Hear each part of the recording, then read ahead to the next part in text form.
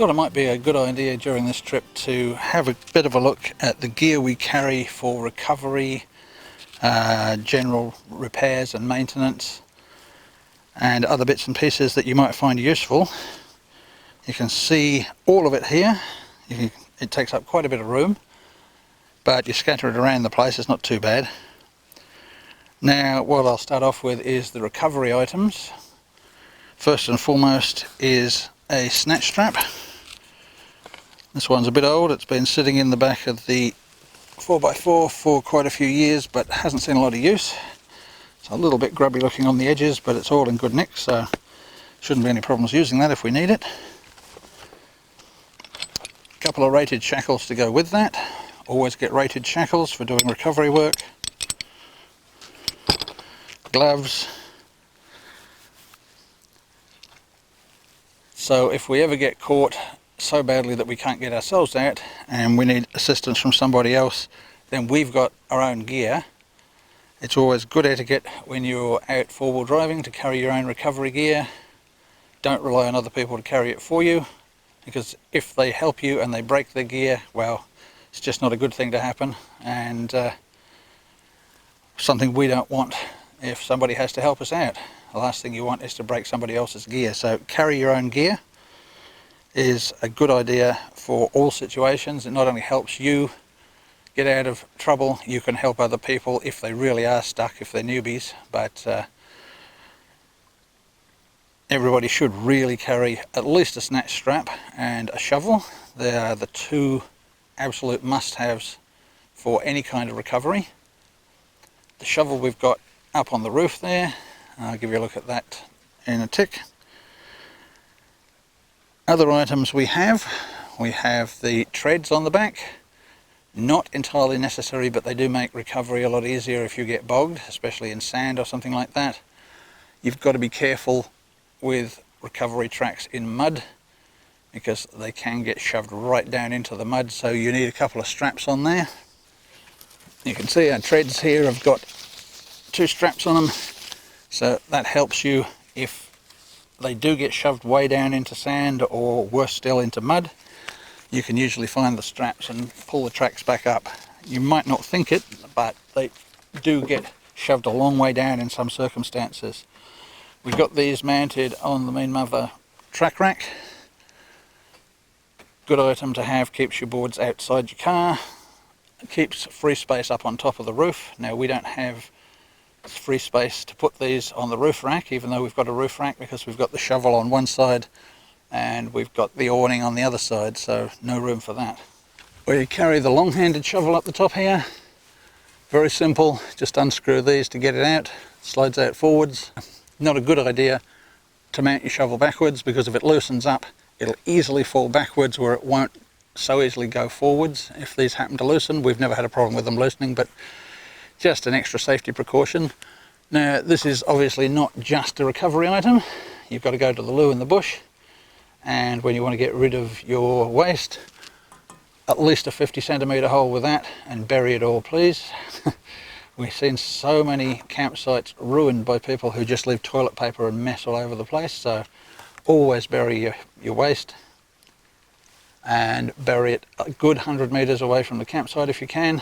At least 100 centimetres deep, preferably more if you can, if the soil allows you to dig down good and deep. Long handle shovel is great for that, makes life easy. So other items we carry that are useful for recovery but also have another purpose, of course, are jacks. Jacks are good for lifting the vehicle up. We've got a heavy duty jack here. We also carry the little Toyota jack, which is somewhere here. I can't see it at the moment. But there's a little standard Toyota jack that comes with most Land Cruisers. It's not very good. You're much better off buying yourself a big jack. And here we have a scissor jack. You're going to have times when you cannot fit a bottle jack underneath your vehicle. That's where a scissor jack comes in. They're not really great for most things. They're a little bit hard to operate. Keep it well greased so it all turns nicely. Make sure you know where your recovery gear is at all times.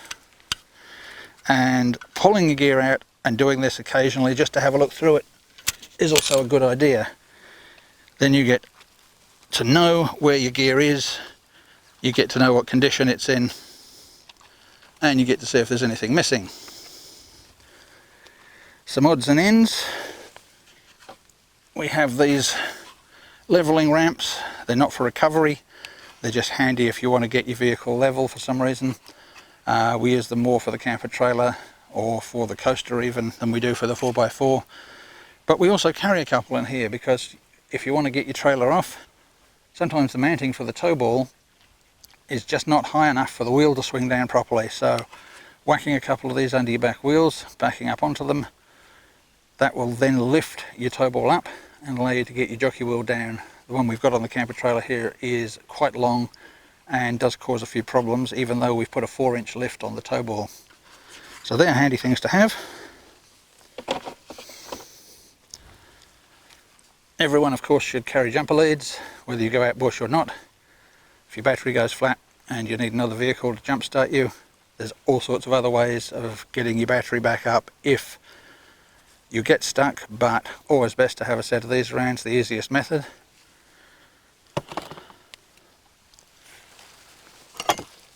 Another item we carry is a very heavy duty ratchet strap.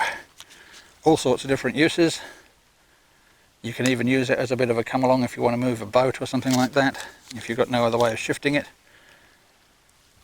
Not recommended for trying to pull your vehicle out, they're just not built for that sort of thing, but for a lighter item like a boat that you want to just pull along a bit, they can be quite useful for that. And of course anything you want to tie down on the roof. Air compressor is an absolute must-have. If you go four-wheel driving without one of these, then you're not really doing the job properly.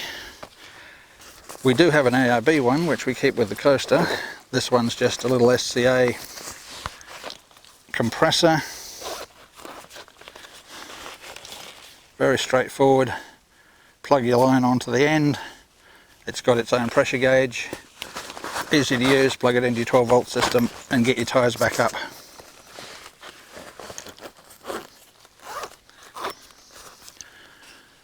Another item related to tyres is the deflator, which you will have seen in another one of the series.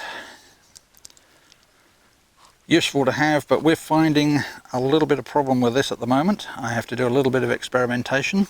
Some valves it'll pull, other valves it won't. Whether it's got something to do with the width of the valve grabber in there, I don't know, but we definitely need to have a look at this a bit further and check it out and see why some of the valves will pull easily and others just won't come out at all. So a little bit of investigation on that one later. Keep that with your air compressor so you know where to find it. More tyre related gear, and you would have seen this before on one of our prep videos.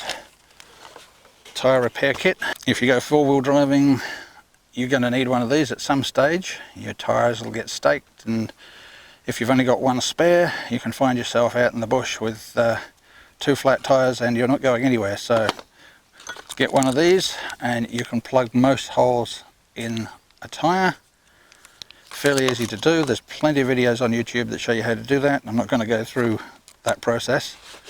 This one was quite good. It was a fairly cheap kit. Comes with spare valves, valve covers, valve puller, a little pressure gauge there, not a good quality one, but it'll do the job. And you've got the borer and you've got the inserter. So quite a good little kit. Just whack it in somewhere. 20-30 bucks, or put one of those in the back of your 4x4. Always make sure you've got a couple of different methods of undoing your wheel nuts. It's good to have one of these very solid crossbars. You can't put a lot of extra pressure on one of these, but different size wheel nuts on your trailer and your 4x4, so you're probably going to need a different size fitting to be able to get them on and off. Standard one that we have comes with the Prado. In addition to that, get yourself an extension bar so that you can put extra pressure on the wheel nuts if they get stuck and you need to get them off. You can put quite a bit of force on one of those. It's a very solid piece of metal. Don't get things that bend. Get ones that are very solid. Another item that could come in useful, doesn't really take up much space, it's just a coated wire cable. That can be handy for locking things up if you need to leave your vehicle and you need something attached to it, even for putting portable solar panels onto something. You just hook that on, padlock on each end. So if you get stuck somewhere and you need to leave gear and you can't take it with you, that will at least help.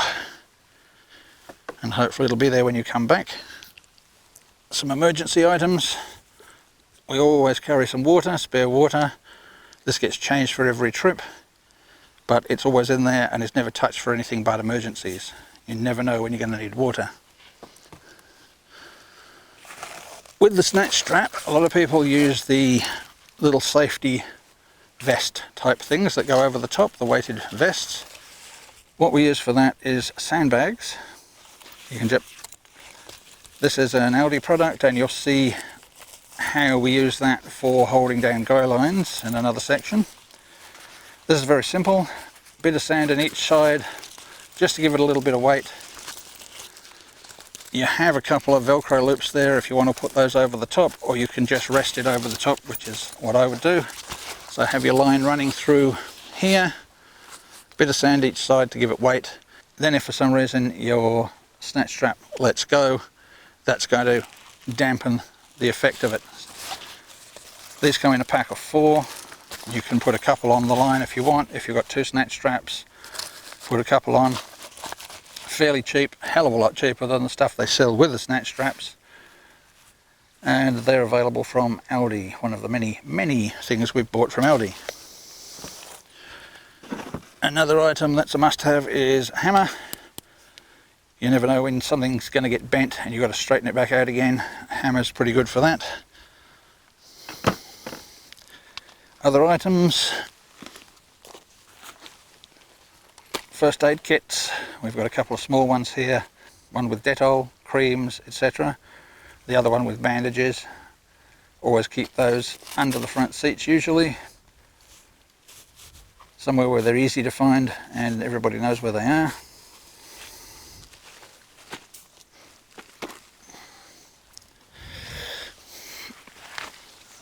And last but not least is just a couple of basic items.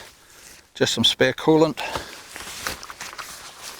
and some grease, and we also have a little bit of oil put away too, just in case we need some oil. So those 3 items are very essential for your vehicle.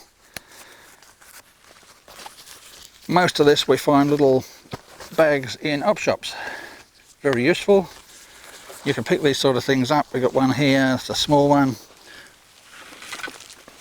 We've got another heavy duty one that we put some of the heavy items in, the jack and whatnot.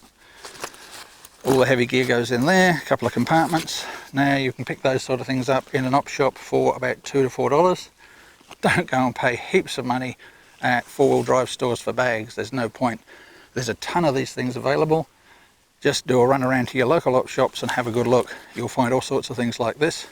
Good metal clips, excellent zips on them, very heavy duty bags. They're not going to give up in a hurry. So unless you're looking for specialised bags that go on the back of wheels and things like that, get down to your local op shop. Now that's about it. That's our essential items, and shortly we'll have a look at the tools we carry. We did have a little look in the prep video, but I'll go through a little bit more detail of some of the other items that have been added to that kit since we showed it on the prep video. So hopefully this segment's been a bit of use to you. We don't carry too much gear because we really don't go out to the desolate places and the remote places that the big boys go, all the big 4-wheel drive channels. We just come down to places like this, somewhere nice and quiet by the beach, and we don't deliberately go to places that we're going to get ourselves into any kind of trouble. Touch wood, so far the Prado hasn't been bogged and we haven't had to use any of this gear, but of course if you ever do head somewhere that's a little bit more rugged, Then of course we're going to need to use some of this to get ourselves out, because sooner or later if you go four-wheel driving you do get stuck. When we go out, we're looking to get to usually a specific spot. We don't do four-wheel driving for the sake of four-wheel driving, which is why you don't see many of those sorts of videos on our channel. We're all about getting to a place and enjoying the place and getting back safely.